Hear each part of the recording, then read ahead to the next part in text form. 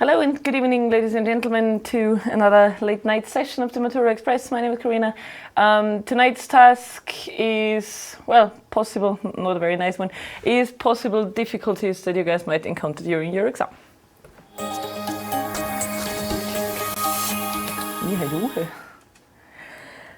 Okay, as I said, the topic is... I'm gone. Oh, you're gone.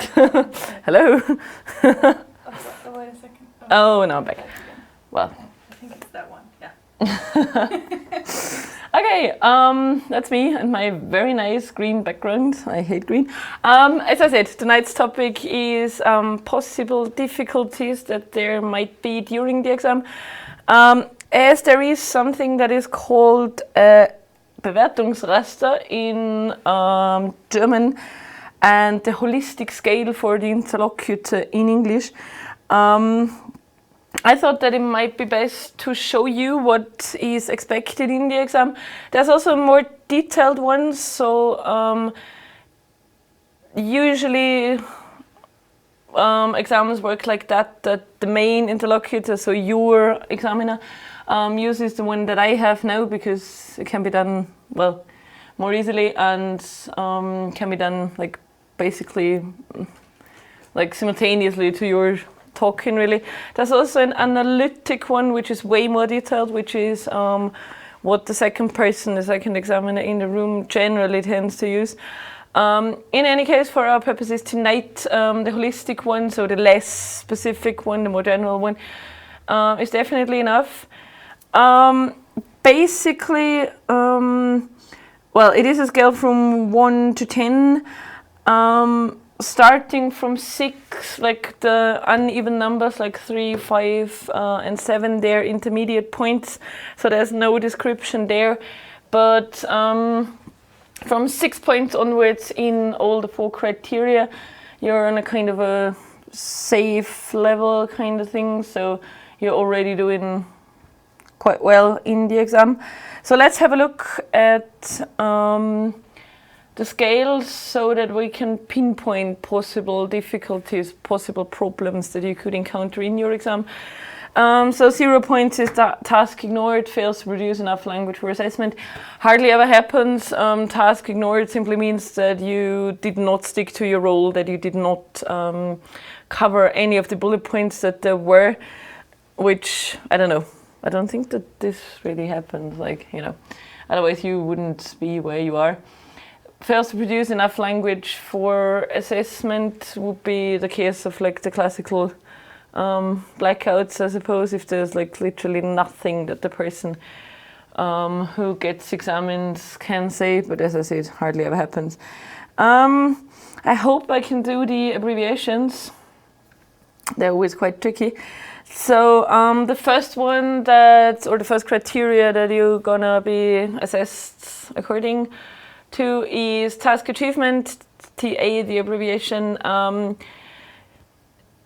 If you don't get that many points, so if you only get 2 points or 3 points, which is like one of, as I said, one of those in-between things, where there is no description, only some aspects of the task are addressed, none expanded. So you have 3 bullet points. Sometimes the bullet points consist of more than one aspect. If you think back to the exams that we did last week, in one of the tasks I wanted 3 or 2 different, at least 2 different types of advertising. I wanted to like broach the topic a little bit. So there was 2 points in one bullet point. So altogether it was like 4 or 5 aspects that I actually wanted to hear. If you do not touch upon the aspects or only mention 1 or 2 very superficially, then you would get very low points in task achievement.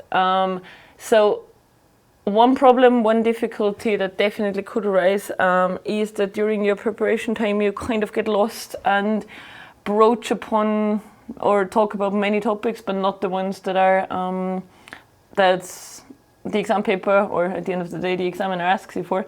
So that would be a problem, so make sure that you really talk about all the bullet points and also expand on the bullet points. Not on all of them because you only have 3 to 4 minutes for the monologue, but you should definitely expand on some of them. if I were you, I would take the ones that you know something or that you have something to say about, obviously. Flin. Flin is fluency in the interaction. Fluency and the interaction.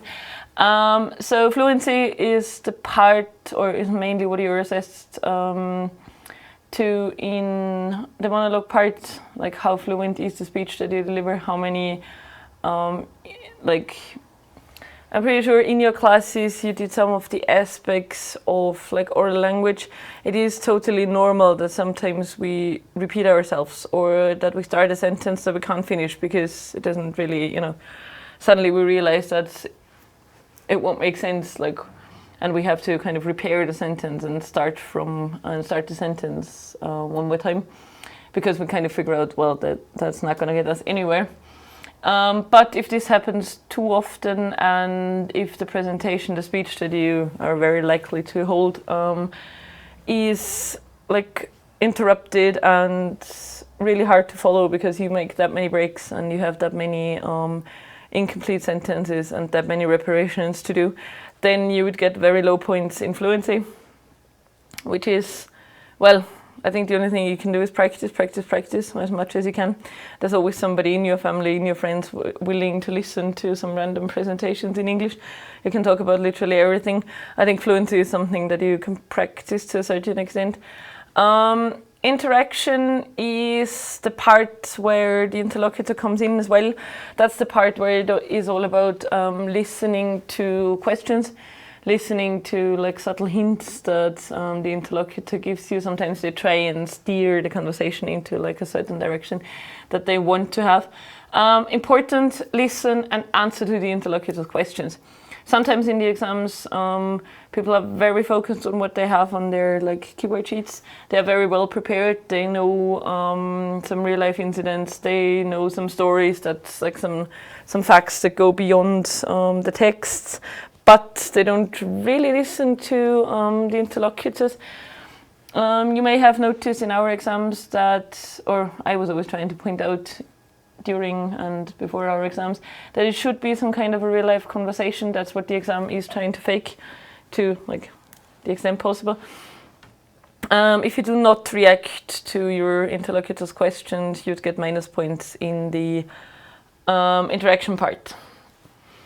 And also because it says performance imposes considerable strain on the listener due to lack of fluency and spontaneity.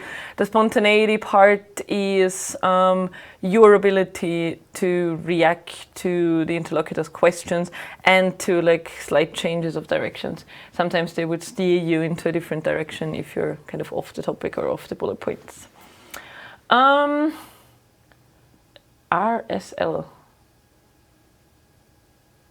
Range of language, but what does it stand for? Like, what does RSL stand for?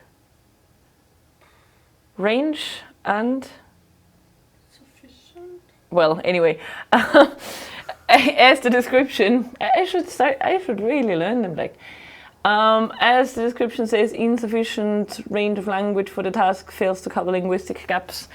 It is quite obvious what it is all about. What it comes down to is the question, do you know enough words in order to be able to talk about the task that you're given, in order to be able to talk about the topic that you're given? And are you able to fill the gaps that sometimes come up in a conversation? Because you're definitely going to be asked questions that you don't expect, really, that you weren't prepared for, or that are spontaneous. That's why spontaneity is an issue. If your linguistic repertoire, so the language or the words that you know, if your vocabulary isn't big enough, you will not be able to cover those gaps because you can't react.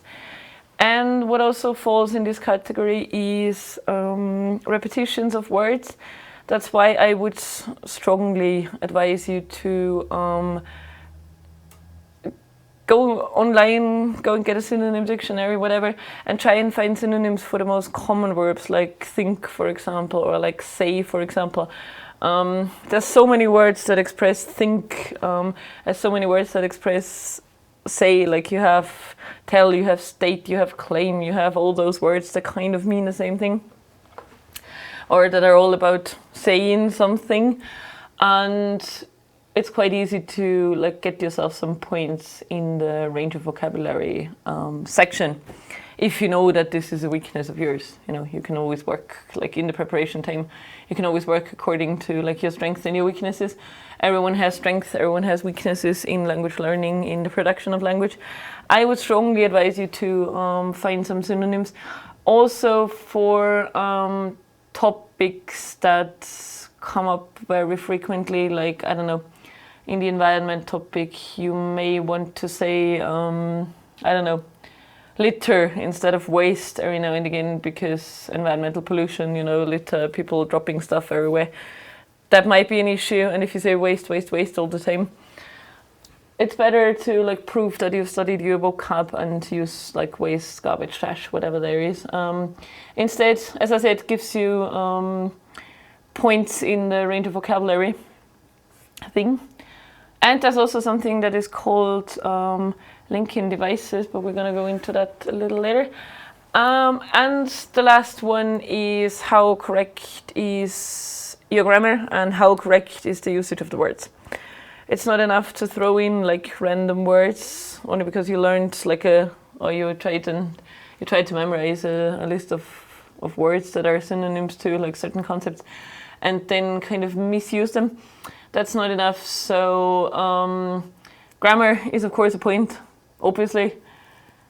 Like the standard, there's a few grammar topics that you will be assessed on quite critically. That's the classic ones, like the adjective adverb thing. That's who and which, that's, what other grammar is there? Like the correct use of past tenses and present perfect tenses. The correct usage of present progressive tenses, as they are sometimes very useful and sometimes very meaningful as well. In picture descriptions, for example, it would be a mistake kind of thing if you use the present simple all the time instead of the present progressive, because in picture descriptions, present progressive is what you use. Then you would get low points in the accuracy of the language. Same holds true for vocab. Just sometimes if you get phrasal verbs wrong, for example, I don't know, you want to say that people have to start and look after the environment and you say look for the environment instead, like you were kind of trying to place a phrasal verb but then it was the wrong one. So that kind of thing. That would definitely give you some minus points in this category. Okay, so my tips for like a mere like scale-based analysis. So what can go wrong, like official kind of theoretical terms. So the words you use could be wrong. So if you write down the list of synonyms, if you write down collocations, if you write down phrasal verbs, make sure that you know how to use them as well. Nowadays, both online dictionaries and real paper dictionaries do give you a lot of hints on how to like use the words. There's also very frequently there is a kind of like 3 letters saying col, meaning colloquial, which means that it might not be the words for you to use in an exam situation. So you have a lot of hints that you can work according to. I would, as I said, strongly advise you to try and learn as many words as you can. Also like synonyms, also some linking words maybe to like add points or to like contrast points. Furthermore, moreover, on the one hand, on the other hand, stuff like that, simply because it gives you plus points in the range of vocabulary thing. Mainly used for the presentation, of course, because in the presentation you're kind of faking a speech and hardly anyone really holds a speech without preparation, so you can also use rhetoric and stylistic devices in the monologue part. More difficult in the dialogue part, because you don't know what the other person's gonna say. Yeah, and in the task achievement, make sure to address all the points that there are on the sheet and expand to according to your tastes, according to your knowledge. Okay, what other problems are there? Like problems that I thought might occur, stuff that experience has taught me or that previous exams have shown to be a problem. Preparation time too short. I hardly ever encountered that. You have half an hour for a monologue and for the anticipation of the questions in the dialogue, so for the preparation of a dialogue, which I think is sufficient. But then some people go about the preparation of the texts like very much in detail, and I guess that if you get an original text, an unabridged text, so a text that hasn't been changed, that is like originally an original text from somewhere from the internet or out of, I don't know, the Guardian newspaper or from the BBC homepage or whatever, you may want, or you're probably going to find yourself in the situation that there is not enough time to like really carefully read the text and filter all the necessary information, especially if you go about looking up all the words that you don't know. So make sure that you don't do this. In your classes, I'm pretty sure that, why does the cursor mark go away?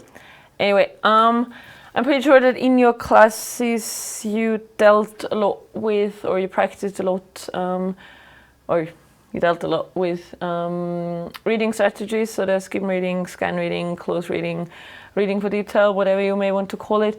Sometimes you do not need to read the whole text, and you also don't need to understand every single word that there is. I would advise you to scan read in the first go and just simply try and find the paragraphs that are relevant for the task, and kind of only skim read all the other irrelevant passages. They may give you some hints on what else to talk about. They might be some inspiration for you, but then there's only so much time that you have, and as I said, I would strongly advise you to scan read first, or to like thoroughly read through the task and then scan read the text and filter the necessary information. Because otherwise, half an hour isn't as long as it may sound, especially, as I said, if you get original text, which you most likely do. They are usually quite long as well, because if they're unabridged, if they're not changed in any way, then there's just simply original length. So employ the scan reading thing that you have learned in class, and skim read the rest and just filter all the necessary information. By the end of your preparation time, so at the day of the exam, there will definitely be you will know enough about the topic to like be fine without reading or having to read the whole text, because you will always be able to add some extra knowledge, like outside text knowledge. Well, not enough background knowledge, that is a problem sometimes. The more difficult the topic, the harder it is to come up with really good and valid facts, especially in more critical topics or in older society topics like, I don't know, poverty, child labor, and so on and so forth. I would start early enough, maybe leave the more obvious topics to the end of your preparation time. In times like this, we all know what the effects of global warming are. We all know what the problems that our environment has are, but then I would dedicate some more time on the like really hard topics. Try and find background knowledge, as much additional information as you can. There we go. That was a hard one. Because, well, the fewer information you need from the text, and the more freely you can move like within the topic, the more prepared, or the better prepared you are for spontaneous questions of the interlocutor. Hardly anything can throw you off the track. So make a list according to your personal tastes of topics, I guess. Like, which ones do I find hard, which ones do I know a lot about, which ones are kind of self-explanatory anyway. Like health and nutrition, for example, would be one of the more self-explanatory ones, I guess. We know that going to McDonald's every day and drinking 5 liters of Coke might not be the smartest thing to do.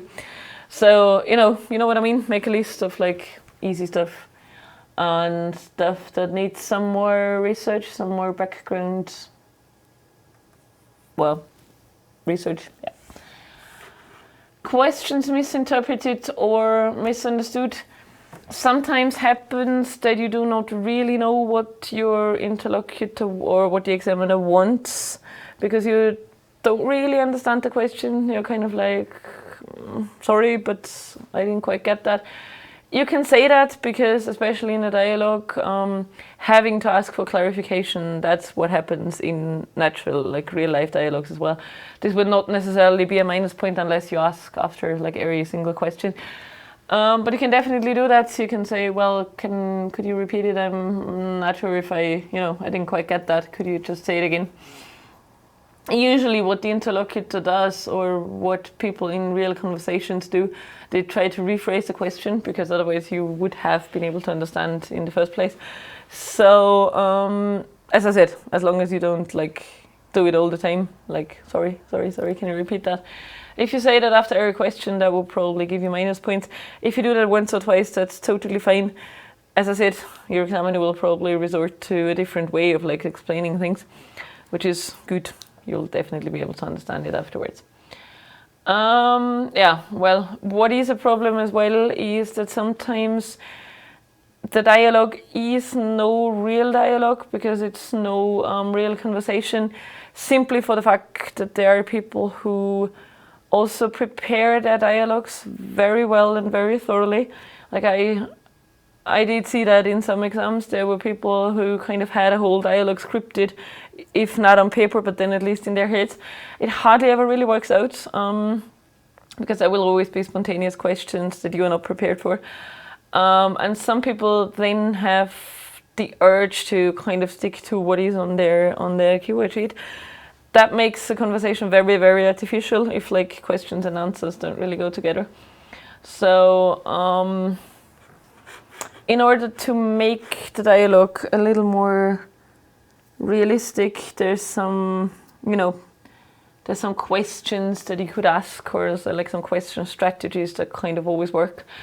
The most important thing to say in the dialogue is that it is not your examiner's exam. So he or she will not take over the whole dialogue thing. They don't have to prove that they can speak for 5 minutes. So they will always only give quite brief answers. They will always only drop like short questions that are kind of on the point. They should get you going. So it's not that you can, okay, so it's the dialogue now, so you talk. That's not how things work. You could definitely ask them for more examples. Could you think, I don't know, me and her, we were discussing, you can't see her, but she's here. She's smiling, saying hello to her audience, our audience. We talked about advertising strategies last week, and let's say after 2 or 3 strategies, she was running out of examples. She didn't, but let's assume she was. She could then say, well, can you think of any other advertising strategies that is there anything coming or like popping into your head? And I could then say, yeah, well, have you ever seen the ads, like for toothbrushes, for example, where like doctors and scientists kind of, tell you about all the advantages of like certain products, and because it is a doctor, we tend to believe stuff. So stuff like that, that's what you could do. Can you think of any other examples? And I would then be like, yeah, well, think about the Dr. Best, and that would be like, would get her going already, because she knows her contents, and it would be like, yeah, that's because it's, scientists and doctors and so on and so forth. So that's what you could do. Don't expect the examiner to like hold a monologue about it. They would only say a couple of words, like the necessary amount of words and questions to get you going again, I guess, at the end of the day. One thing that is very characteristic for dialogues is that you ask for approval of the other person. It's unnatural not to, especially if you talk about topics where there is something to discuss, where you have to agree on the pros and cons. In a normal discussion, you would very likely say, and do you agree with me? Like, what do you think, kind of stuff. You can do that in the exam as well, as it is a natural characteristic of a dialogue. You can say, okay, do you agree with me? Do you also think that, I don't know, the internet is one of the biggest advantages of globalization, and the examiner would then be, yeah, I think you're right, we have a lot of benefits from the internet, and then it would be your turn to go on again. But you can definitely ask for agreement or disagreement in any case, because that's what we do in dialogues. You can also ask for similar experiences, of course. I don't know, I say in the exam, I'm the person to be examined, and I say something like, well, on holiday I saw a lot of people, a lot of tourists throwing away their garbage onto the beach or onto the ski slope or whatever. And I could then ask the interlocutor, have you made similar experiences? Have you seen something like that as well? And the interlocutor would answer, say yes or no, I have, and then it would be your turn to go on again, take it from there. Have you heard about, have you read, have you seen those statistics? I don't know, topic is unemployment, and or the elections, because they fit so well at the moment. I'm pretty sure, I didn't have time to check the newspapers today, but I'm pretty sure there was a lot of statistics about yesterday's votes and everything. The topic is about politics, and you ask your interlocutor or the examiner if he or she has seen the statistics about the participation in the votes, for example, and they would then say, yeah, well, I've seen them, or no, I haven't, have you? Yeah, and then you take it from there again. Good. Is there anything else that I want to say? So yeah, because tonight's topic is the difficulties in the exam, make sure that you keep the dialogue going. Use some linking words. You can also use something, you can actually look it up in your grammar books or on the internet. There's something that is called Discourse Markers. That is a hard word. Markers. Oh. No, I don't want really Discourse Markers. So that's what they're called, discourse markers. There's two different sets of discourse markers, or at least in most books. There's discourse markers for writing, which is not so interesting for you. There's also discourse markers for speaking. That's the ones, discourse. Discourse is a nicer word for communication, I guess, at the end of the day. Discourse markers are things that you can say when you need a little time to think. The most classic one is well, I have to think about that for a little. Off the top of my head, for example, if you're not quite sure if your answer is kind of quite spontaneous, but then, yeah, making a kind of guess kind of thing. Let's see, let me think, stuff like that. That's discourse markers in speech. Look them up, or maybe they're in your book somewhere. They can be quite useful because sometimes you just need a couple of seconds to think about what to say, to get your thoughts straight kind of thing, to get your head around the new aspects or the question that the interlocutor kind of brought up. And they might come in useful because the communication should not, the exam board should not have the feeling or the impression that you didn't really know what to say and that you kind of had a failure in communication. Okay, I think that's it. So that's all, that's my idea of what you could do if you encountered any of these problems in your exams, which I'm pretty sure you won't. And yeah, see you next week, same time, same station. Good night.